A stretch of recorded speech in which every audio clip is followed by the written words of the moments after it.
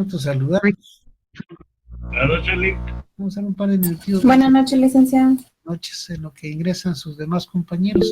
Ya hay 91. Esperemos un momentito a ver que pasen. A mí siempre me preocupa estar pendiente de que pasen de 100 para ver que no tengamos el problema de que ya no acepta más de 100, ¿verdad? Demos un momentito, por favor. Bien, estamos en el tema de los órganos jurisdiccionales. Y mencionábamos que son las personas o las instituciones que resuelven los conflictos de las personas o administran justicia de acuerdo a la Constitución Política de la República y demás leyes del país. Perdón, si subí corriendo. Ay, perdón, se me acabó el agua, pero ya voy a traer otro poquito. Bien, decíamos entonces que esos hay órganos, cómo se elegí, cómo se integraban. Recuerdan ustedes la elección, el concurso, el nombramiento por el Ejecutivo, el nombramiento por el Judicial y la elección por el Congreso a través de las comisiones de postulación. Y hablamos también de los unipersonales, que están al frente de ellos una sola persona, y hablábamos también de los colegiados, que son los que tienen más de una persona y que siempre es un número impar, 3, 5, 7, 9, 11, 13.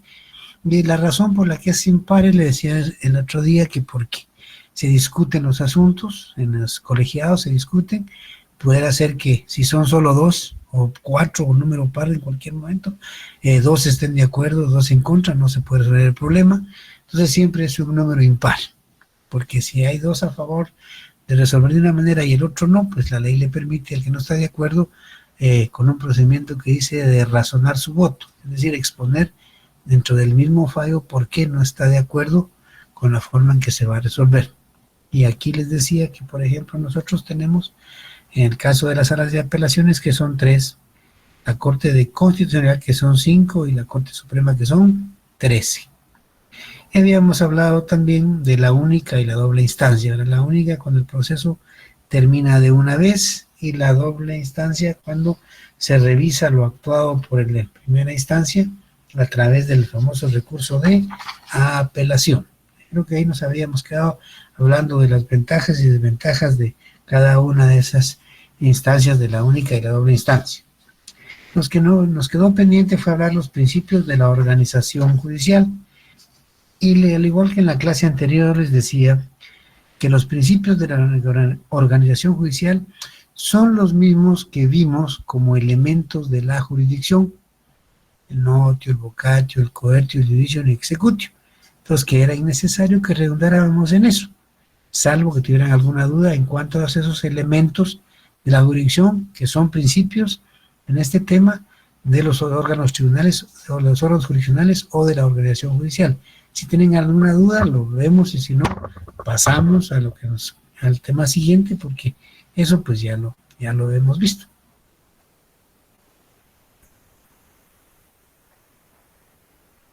¿Está claro? No escucho ninguna observación. Todo claro, licenciado. Sí, todo claro, Lick.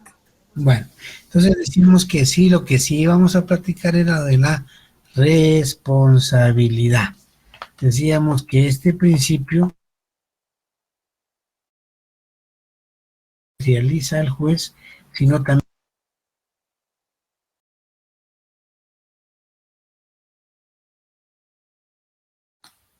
Licenciado, no se le escucha.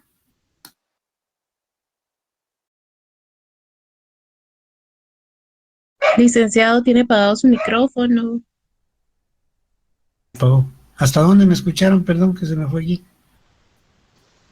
Solo se le escuchó principio de responsabilidad. No, bien.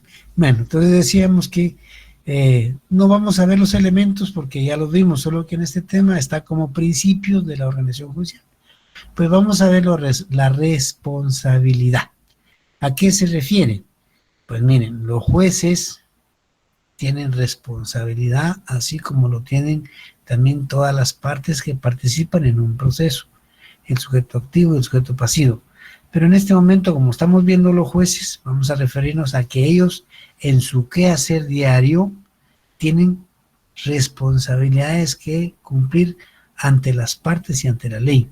Es decir, no, así que como es juez, él puede hacer lo que quiera, él puede resolver como quiera. No. Vimos entre las ventajas y desventajas de los órganos unipersonales y de la única instancia, que fácil podía incurrirse en delitos de prevaricato, es decir, emitir leyes contrarias a lo que, resoluciones contrarias a la ley, o hablábamos del cohecho, pedir o aceptar que le den dávidas para resolver de determinada manera. Y hay un capítulo que alguien ahí muy lo señaló en el código de los artículos 400 tanto del Código Penal, que no los tengo en mente, están todos los delitos en que puede incurrir un funcionario judicial. Les decía que eso es una responsabilidad y se llama responsabilidad de tipo penal. O sea, hay 3 clases de responsabilidad de los jueces, o lo que es lo mismo de los magistrados. No hay distinción en eso. La primera, reitero, es la penal. En su quehacer, el juez tiene que tener mucho cuidado, que no porque ya lo nombraron, él resulta siendo el que dispone a su saber y leal entender en los tribunales. No, tiene como principio fundamental, primero, respetar la ley, hacer solo lo que la ley le permite, y así lo dice la Constitución. Creo que es el 154 o 44, uno de los dos, pero vamos a ver ahí en lo que habla de la, vamos a ver, permítanme, 154 creo que es. El 154 de la Constitución, por favor. ¿Quién me ayuda? Constitución 154. ¿Sí, Brandon? Sí, buenas noches. Artículo 154, función pública y sujeción a la ley. Los funcionarios son depositarios de autoridad, responsables legalmente por su conducta oficial, sujetos a la ley y jamás superiores a ella. Los funcionarios y empleados públicos están al servicio del Estado y no de partido político alguno. La función pública no es delegable, excepto en los casos señalados por la ley, y no podrá ejercerse sin prestar previamente juramento de fidelidad a la Constitución. Gracias, Brandon. Que todos tenemos responsabilidad desde el momento en que asumimos un cargo público. Por muy sencillo que sea ese cargo o por muy trascendente e importante que nosotros creemos que es, tenemos responsabilidad.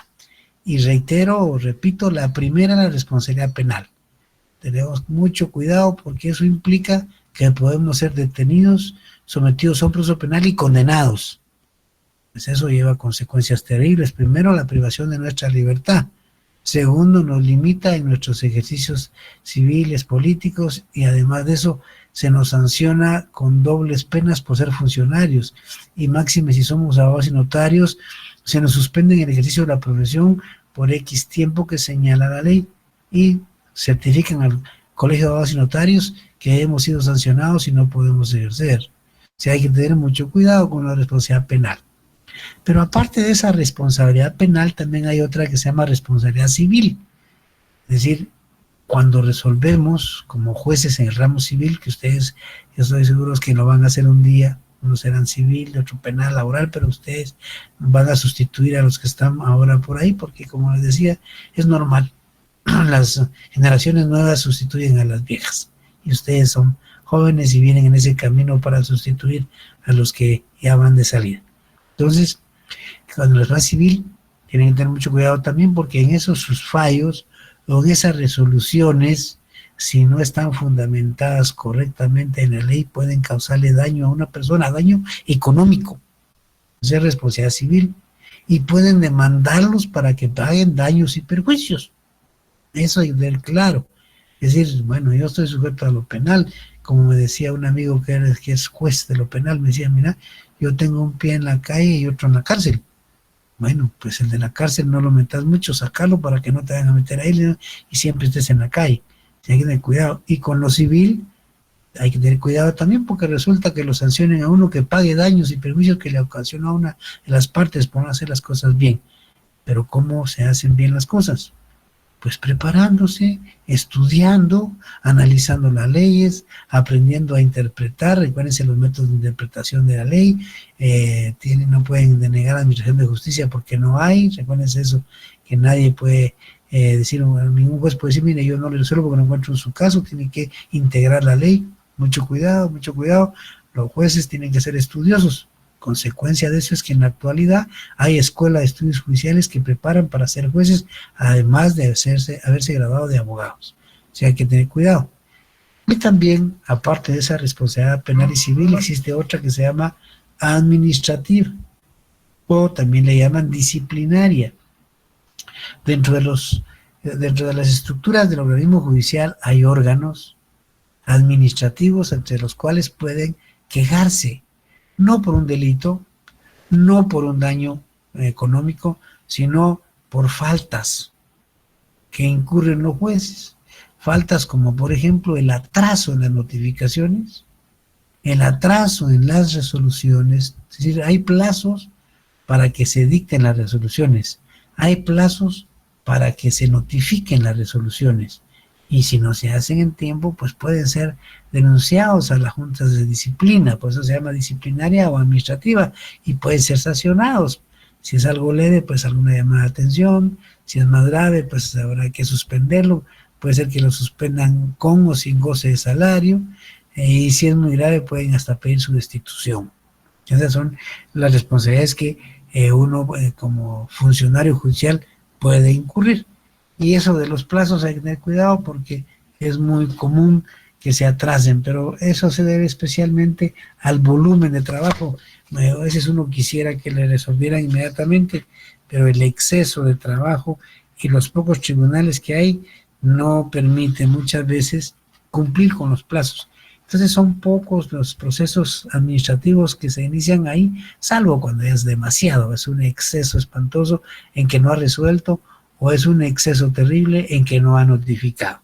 Veamos, por ejemplo, cómo nos señala los plazos en que debemos resolver y se debe notificar. Aparte de las sanciones económicas que ahí señala la ley, también están las disciplinarias, que les decía un momento, puede ser suspendido de su trabajo o destituido. Veamos el 142 de la ley de organismo judicial. ¿Quién me ayuda ahí? 142.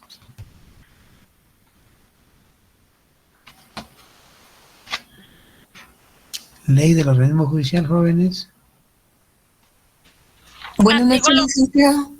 Perdón, compañera, léelo. No, dale. A ver, Rosana. Rosana, que lo lea Rosana. Va, Rosana al momento y después Elizabeth, okay. Me va a ayudar. Me disculpas. No hay pena, es el 142. Así es. Plazo para resolver. Las providencias o decretos deben dictarse a más tardar el día siguiente de que se reciban las solicitudes. Sí. Los autos dentro de 3 días, las sentencias dentro de los 15 días después de la vista. Y esta se verificará dentro de los 15 días después de que se termine la tramitación del asunto, salvo que en las leyes especiales se establezcan plazos diferentes, en cuyo caso se estará a lo dicho en esas leyes. La infracción de este artículo se castigará con una multa de 25 a 100 quetzales, que se impondrá al juez o a cada uno de los miembros de un tribunal colegiado, salvo que la demora haya sido por causa justificada a juicio del Tribunal Superior. Esta causa se hará constar en autos para el efecto de su calificación. Ahí está terminado el artículo.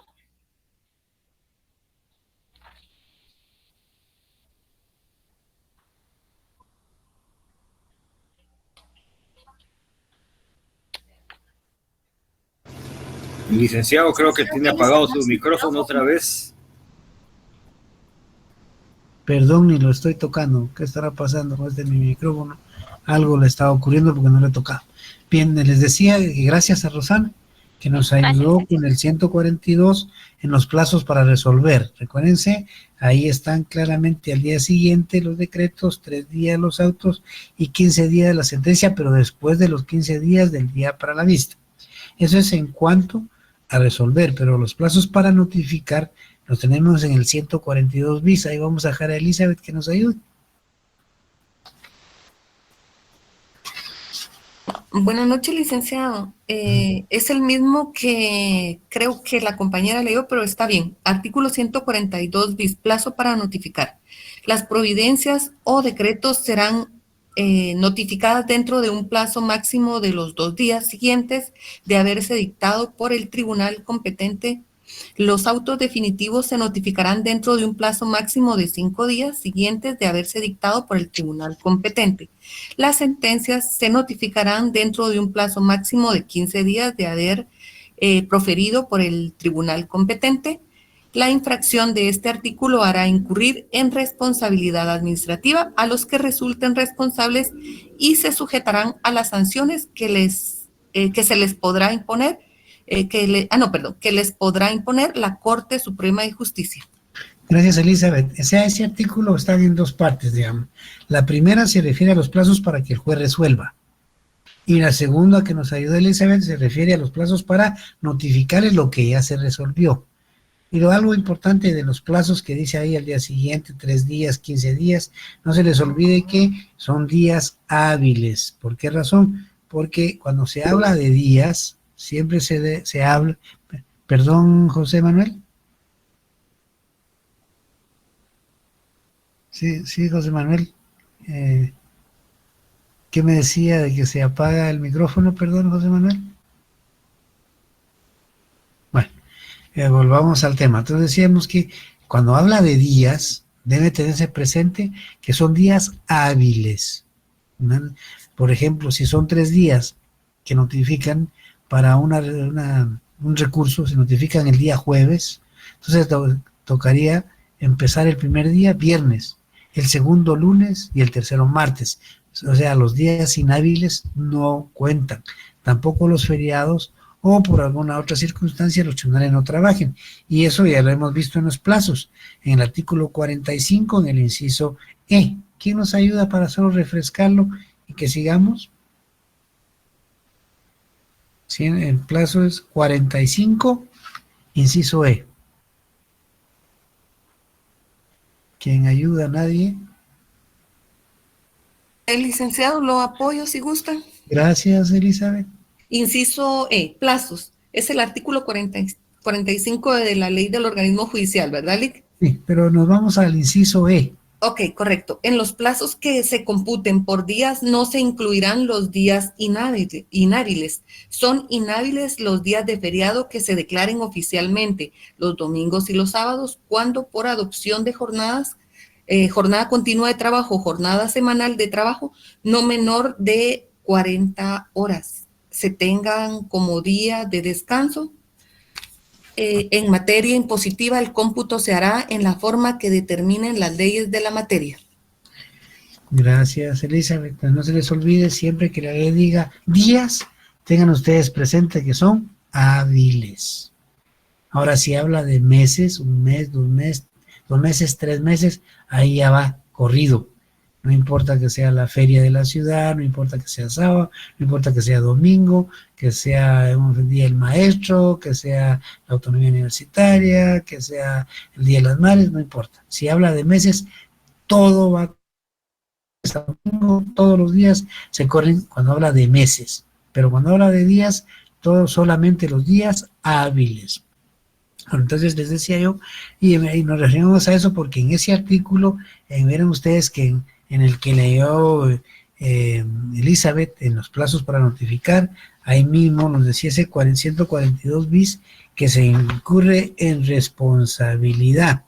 Y de una vez nos señala ahí que la responsabilidad es administrativa, de una vez dice, y que serán sujetos a lo que diga la Corte Suprema de Justicia, porque, claro, como les decía, en todas las instituciones, especialmente en la Corte, hay parte de su estructura en la que hay órganos que se dedican a investigar las faltas en que incurren los jueces y los demás funcionarios, desde luego todos, y ahí si se acredita que se cometieron las faltas administrativas, pues se sanciona, desde un simple llamado de atención hasta la destitución. Así es como funciona lo que es la responsabilidad administrativa. Resumiendo, 3 son las clases de responsabilidad: penal, civil y administrativa. ¿Sí? Con eso terminamos el tema de los órganos jurisdiccionales y nos pasamos a otro tema que está íntimamente relacionado. Si de este lado está el juez, ¿quién está del otro lado? Pues Las partes. Exactamente, Patricia.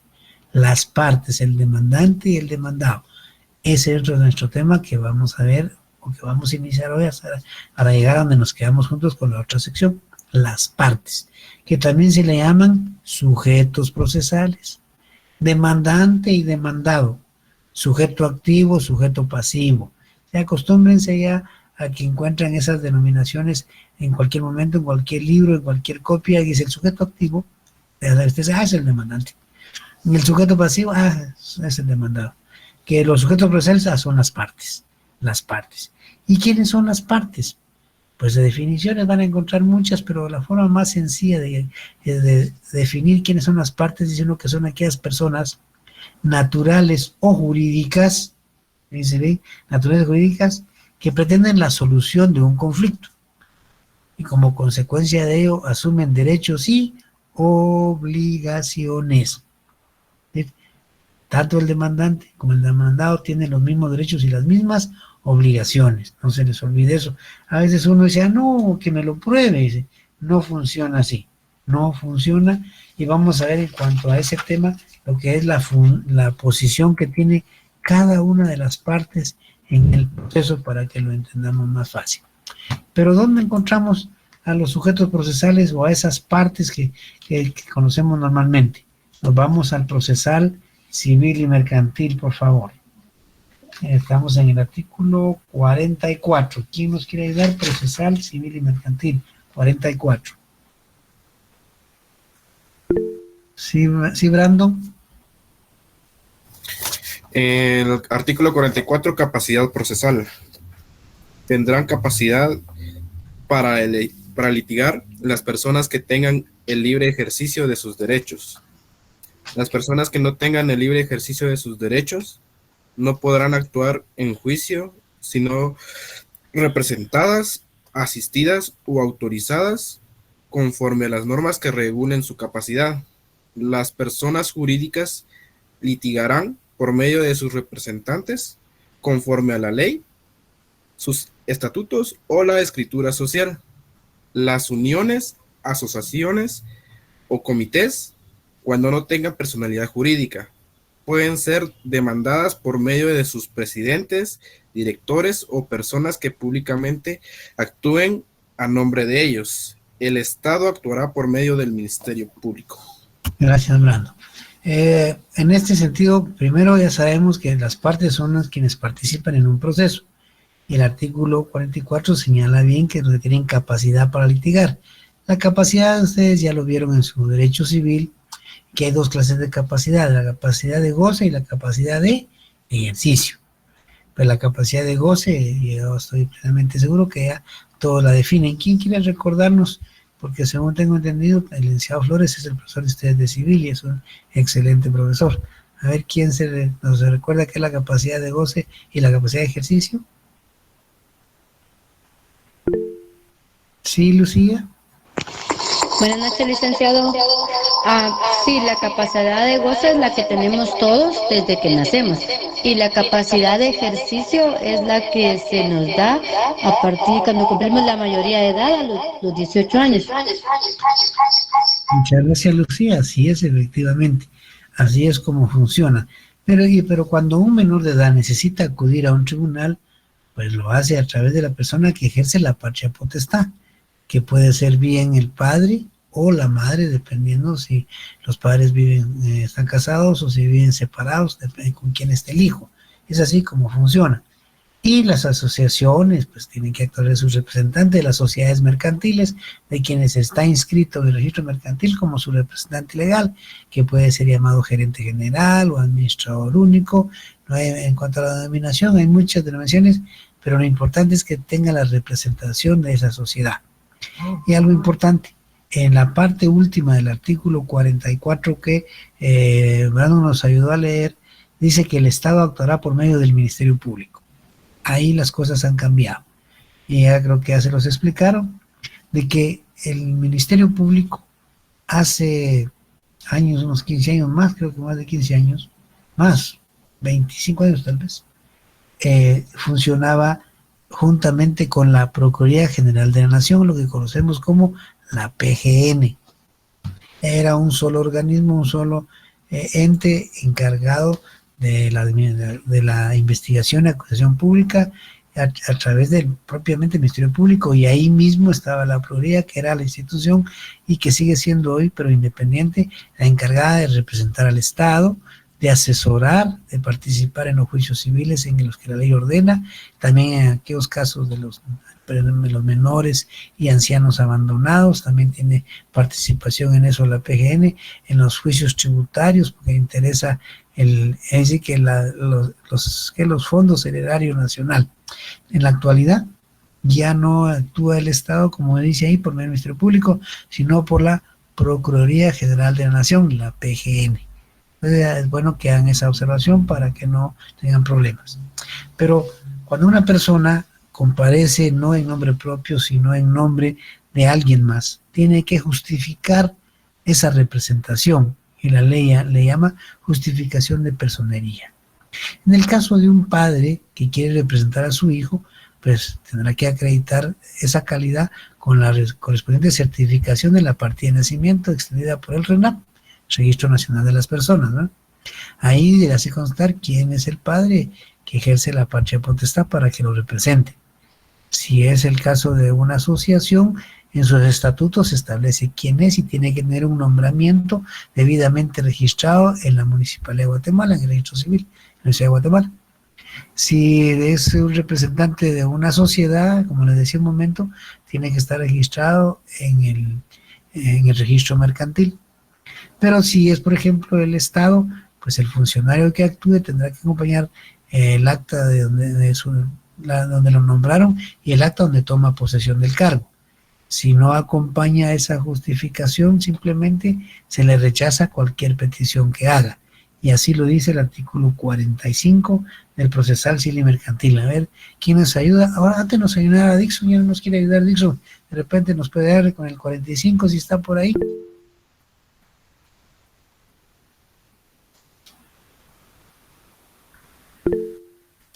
A ver, Carol. Si gusta, lo puedo ayudar con el 45, licenciado. Gracias, Claire. Dice, artículo 45, justificación de la personería. Los representantes deberán justificar su personería en la primera gestión que realicen, acompañando el título de su representación. No se admitirá en los tribunales credencial de representación que no esté debidamente registrada en la oficina respectiva. Gracias, Carol. Por ejemplo, si ustedes comparecen como mandantes de una persona, o sea, mandatarios, perdón, de una persona, ese mandato debe estar registrado en el archivo general de protocolos, así se llama, el archivo que pertenece a la Corte Suprema de Justicia. O sea, todo hay que registrarlo. Si no va a la razón de que está registrado, simplemente se los van a rechazar, cualquier petición. Y el problema es cuando ya no hay tiempo para volverlo a hacer, como dice uno, de antemano ya perdió. O sea que cuando se presenta una demanda, previo a presentarla, y si uno es el demandante o va a auxiliar al demandante, un momentito, Judith, tiene que revisar eso, revisarlo muy bien para no caer en un error que le cueste el juicio y ahí ya lo perdió sin pelear con nadie. ¿Sí, Judith? No, licenciado, se me marcó, disculpe. No tenga pena. Bien, entonces no se les olvide eso, que pueden actuar válidamente en derecho los que tengan capacidad tanto de goce como de ejercicio, ¿verdad? De goce son los menores que actúan a través de sus padres porque no pueden hacerlo personalmente. Y de ejercicio, todos los que hemos cumplido los 18 años en adelante, podemos actuar válidamente. Pues las asociaciones, las municipalidades, el Estado, la Iglesia, todos ellos pueden justificar a través de sus representantes. En el caso de un mandato, pues a través de ese respectivo mandato, todos debidamente registrados. No hay oficina en la que no se le oficina. Bueno, ¿y dónde lo va a registrar? No hay dónde. Claro que sí. La ley establece para cada tipo de documento de representación dónde debe registrarlo. Eso no hay ninguna justificación. Entonces, entendido qué son los sujetos procesales, aquellos que intervienen en un proceso asumiendo derechos y obligaciones, vamos a ver qué posición jurídica tienen ellos dentro de un juicio. ¿Cuál es la posición jurídica de las partes en un juicio o en un proceso, que es lo mismo, ¿verdad? La primera posición jurídica es que es doble. Doble. ¿Qué quiere decir eso que es doble? Pues que siempre va a haber un demandante y un demandado, o una parte demandante y una parte demandada, porque pueden ser varios los demandantes y un solo demandado, o varios demandados y un demandante, o varios demandantes contra varios demandados. Es decir, la posición es igual, tienen los mismos derechos, las mismas obligaciones. Es decir, no hay ninguna preferencia que porque él presentó la demanda primero, tiene una preferencia, o el demandado, porque pobrecito le demandaron, se le debe considerar. No. Los mismos derechos y las mismas obligaciones, a eso se refiere eso de lo doble, ¿va? Están en la misma posición. Por ejemplo, en un caso de una persona que es dueña de un edificio de apartamentos, puede pedir él como sujeto activo a demandar a varios. Sigue siendo doble. ¿Por qué? Porque varios demandados forman una parte. O a la inversa, por ejemplo, varios socios demandan porque no están de acuerdo con la forma en que liquidaron las pérdidas y ganancias. Varios socios demandan al representante legal. Ahí hay varios del lado positivo o del lado activo y uno solo en el negativo. O sea, o pueden haber varios en ambas. Una sociedad, sus socios pueden ser que no tengan representante legal, se hayan quedado en un momento nombrado a nadie y comparecen una demanda demandando a otras personas. Una sociedad es dueña de un edificio, tiene problemas con los inquilinos, los socios pueden demandar si no tienen un representante legal en el momento. Es decir, esa es la posición doble, dos. Sujeto activo, sujeto pasivo, no se les olvide eso. Es la primera posición. La segunda posición es de... ¿Sí, Dixon? Déjeme entenderle, licenciado, buenas noches.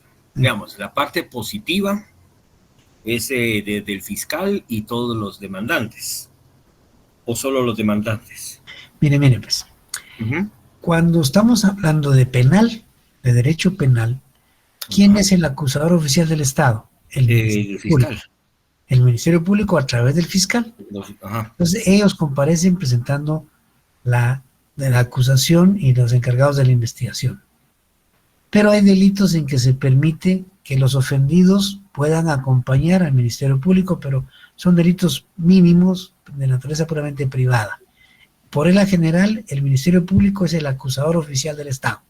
Entonces comparece solo el Ministerio Público como sujeto activo contra una persona demandada que puede ser por un robo, póngase un robo, pues una persona ladrona, pues solo es un sujeto pasivo, pero puede demandar a varios, como le llaman las personas que forman sus grupos, una clica, ¿va? Pueden capturar a todos, entonces el Ministerio Público acusa a todos, entonces en el sujeto pasivo hay varios. Hay varios. Pero sigue siendo doble la posición, porque aunque hayan varios ahí, siguen siendo una sola parte, son los sujetos pasivos que forman una parte. Ok, gracias, licenciado. Bien, entonces es la posición doble. La otra posición es de igualdad, o posición igual. En esto, para que lo veamos cómo es de sencillo, vamos a recordar el principio de igualdad que establece la Constitución. Y eso está en el artículo 4 constitucional. Veamos, recordemos eso, ya lo hemos leído, pero recordémoslo. ¿Quién tiene ahí a la mano la Constitución con el artículo 4? A ver, Melissa. Después Madeline. Artículo 4. Libertad e igualdad. En Guatemala todos los seres humanos son libres e iguales en dignidad y en derechos. El hombre y la mujer, cualquiera que sea su estado civil, tienen iguales oportunidades y responsabilidades. Ninguna persona puede ser sometida a servidumbre ni otra condición que menoscabe su dignidad. Los seres humanos deben guardar conducta fraternal en sí. Gracias, Melissa. Eso engloba la igualdad. Todos los seres humanos somos iguales en derechos y obligaciones, y eso se traslada a todos los procesos sin distinción. Tienen los mismos derechos, las mismas obligaciones. Y no puede ser uno, como dicen en el lenguaje popular, a que me lo pruebe. No se trata de eso. Si una persona me demanda y yo no me defiendo, ya perdí el juicio, ahora ya lo ganó el fácil. Ahora si me defiendo, tengo el derecho de presentar pruebas para desvirtuar lo que se me está acusando, salvo en materia penal, por el principio de inocencia. Recuérdense que en penal todos somos inocentes hasta que no se demuestre lo contrario. En cambio, en las demás materias no, tenemos los mismos derechos y las mismas obligaciones. Y vamos a leer un ejemplo de lo que son las partes, y van a leer claro que el artículo que vamos a leer empieza diciendo las partes, no dice el sujeto activo o el sujeto pasivo, sino que se refiere a los dos polos que actúan en un juicio. Leamos en el procesal civil y mercantil el 126. A ver, Judith. Ahorita, permítame, no lo encuentro. 126. 126. Ok. Dice carga de la prueba. Ahí está. Las partes tienen la carga de demostrar sus respectivas proposiciones de hecho. Quien pretende algo ha de probar los hechos constitutivos de su pretensión. Quien contradice la pretensión del adversario ha de probar los hechos extintivos o las circunstancias impeditivas de esta pretensión. Sin prejuicio de la aplicación de las normas precedentes, los jueces apreciarán de acuerdo con lo establecido en el artículo siguiente las omisiones o las deficiencias en la producción de la prueba. Gracias, Judith. Ahí dice, miren, si ustedes les decía, llevaron, entonces dice, las partes tienen la carga de la prueba. Si yo soy el demandante, tengo que probar que lo que quiero y que estoy diciendo es cierto. Debo llevar medios de prueba para convencer al juez. Ya les he platicado yo, el juez no tiene corazón, ¿verdad? El juez es imparcial, ajeno, no tiene nada que ver con nadie y no va a fallar a favor de nadie en particular. Falla de acuerdo a las pruebas. O sea, las partes, si yo pretendo algo, tengo que demostrarlo. Si el demandado quiere defenderse, tiene que demostrar que es falso lo que dice el demandante con sus medios de prueba. Así de simple, un ejemplo sencillo. Si yo demando, por ejemplo, a Judith, argumentando que ella me debe la renta de un local que yo le arrendé y que está atrasado en el pago de los servicios de agua, luz y teléfono y lo demás, de seguridad, lo que sea, de adicional, presento el respectivo contrato donde se celebró ese arrendamiento. Bueno, yo ahí aprobé el arrendamiento, pero estoy diciendo que me deben. ¿Qué toca? Pues al demandado, al Judith en este caso, tendrá que presentar los recibos en que la renta está al día y los servicios también. Porque si ella no presenta esos recibos, lo que yo estoy acreditando de un contrato de arrendamiento implica que no han pagado la renta ni los servicios y ella va a perder el juicio. Por eso digo, las partes, cada quien le corresponde, como dice, su parte. Yo tengo mi parte. Una mamá pide alimentos para un hijo, pues tendrá que acreditar con la certificación de la partida de nacimiento que a quien está demandando es el padre, porque el otro legalmente tiene la obligación de alimentar y educar a sus hijos durante la minoría de edad. Entonces, cada quien tiene que llevar lo que le corresponde. Es decir, los mismos derechos y las mismas obligaciones, principio de igualdad, no hay ninguna ventaja. Y en la otra posición jurídica se llama contradictoria. ¿Por qué contradictoria? Porque no están de acuerdo. Si las partes estuvieran de acuerdo, no hay juicio. ¿Para qué? Si hay conflicto, si hay contradicción, si hay controversia, como también se le llama, si hay litis, todos esos términos que ustedes escuchan de litis, controversia, pleito, son sinónimos. Se refiere a que las partes no están de acuerdo. Entonces la posición jurídica es contradictoria porque los dos no están de acuerdo. Eso generó que se promoviera un juicio o un proceso en contra de una persona que tiene derecho a a defenderse, y el otro tiene derecho a probar que el otro es el responsable de lo que le está señalando. Y también la obligación de hacerlo, ¿no? Porque la obligación de las pruebas corresponde a las partes. Entonces no se les olvide, la posición jurídica de las partes son 3. Doble porque son 2, igual porque tienen los mismos derechos y las mismas obligaciones, y es contradictoria porque no están de acuerdo. Cada quien desde su punto de vista cree tener la razón. Bueno, pues se le lleva a un juez. Ahí el juez va a analizar los medios de prueba que cada uno le presenten, y aún así, si hay alguna deficiencia en la prueba, pues él analizará. Hay forma de completar la prueba que la ley permite, que lo vamos a ver más adelante, y que se llaman autos para mejor fallar o mejor resolver cuando hay alguna duda, y eso le permite al juez dictar una sentencia justa, ahí sí que de acuerdo a lo que las partes probaron y de acuerdo a lo que regula la ley. Eso es en cuanto a la posición jurídica de las partes. El tema que sigue es de la clasificación de las partes, ¿sí? Cómo se clasifican, pero lo vamos a dejar ahí porque hasta ahí llegamos con la sección anterior. Para no adelantarnos ni ellos ni nosotros, vamos a dejarlo ahí. Máxime que es viernes, ustedes ya quieren descansar un poquito, pues yo les deseo desde ya un bonito fin de semana. Siempre cuídense, buen provecho, porque ya también es la hora de los frijolitos, y que la pasen bien.